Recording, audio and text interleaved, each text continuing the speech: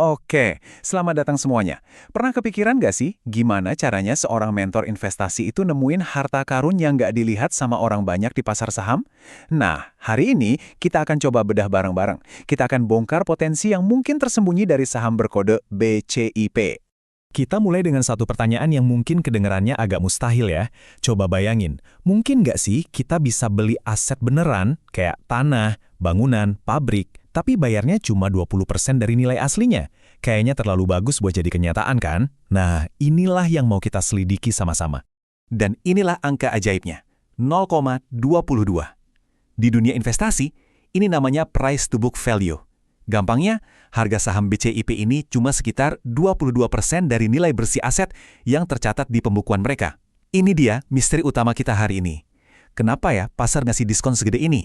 Baik, kalau harganya semurah itu, pertanyaan pertama yang harus muncul di kepala kita sebagai investor yang pintar adalah, sebenarnya kotak yang kita beli ini isinya apa?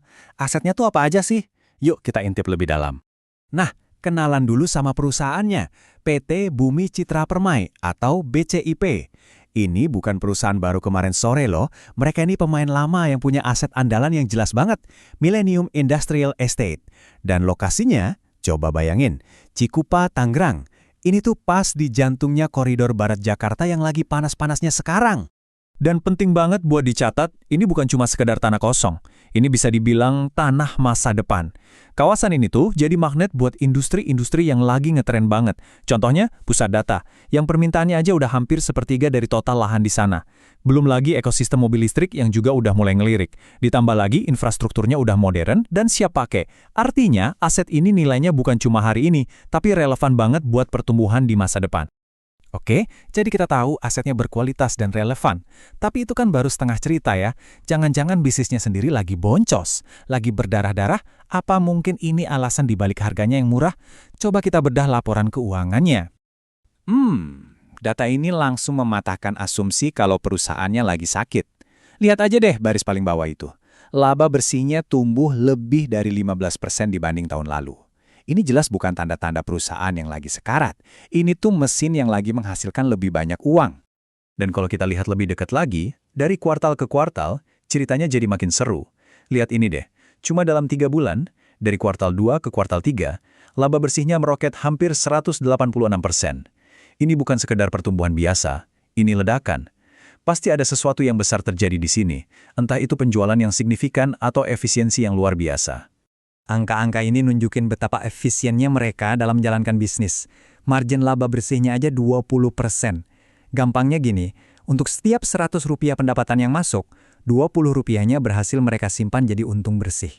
Angka ini tuh bukti nyata kalau bisnisnya sehat dan dikelola dengan sangat baik.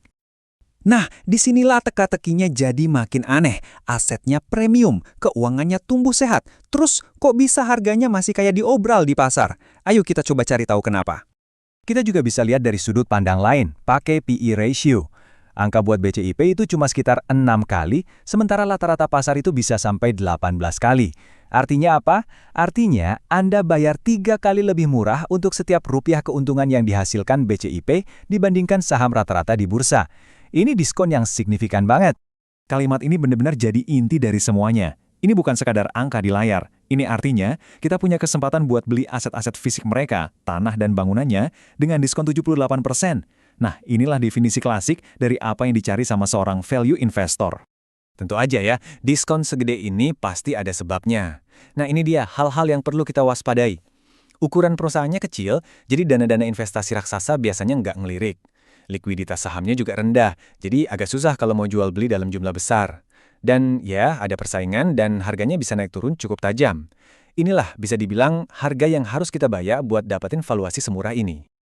Oke, kita udah kumpulin semua kepingan puzzle-nya nih. Ada aset, ada keuangan, ada valuasi, dan ada juga risiko. Sekarang, tugas kita sebagai mentor adalah menyatukan semuanya jadi satu gambaran besar. Jadi, apa artinya semua ini buat kita sebagai investor? Coba dilihat lini masa ini. Ini kayak serangkaian lampu hijau yang nyala satu persatu. Pertama, kondisi ekonomi makro mendukung karena suku bunga turun. Kedua, kinerja internal perusahaannya sendiri meledak. Dan yang ketiga, ini sinyal yang paling kuat, orang dalamnya, yaitu pemegang saham pengendali yang paling tahu kondisi perusahaan, malah nambah beli saham. Mereka taruhan pakai uang mereka sendiri pas harganya masih semurah ini.